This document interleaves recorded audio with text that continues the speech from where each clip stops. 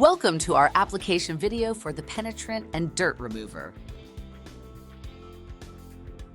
First, apply undiluted penetrant and dirt remover directly to the obstinate stain.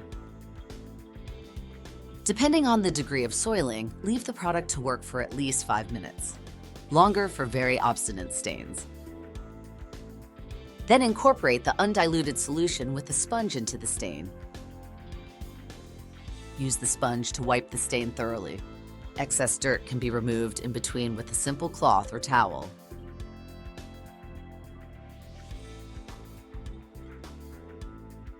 For higher degree of soiling, apply the undiluted penetrant and dirt remover again, allow to act and continue working with the sponge until the stain is completely removed.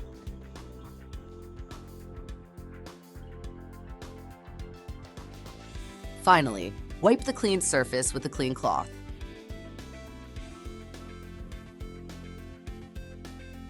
The stain is completely removed with the penetrant and dirt remover.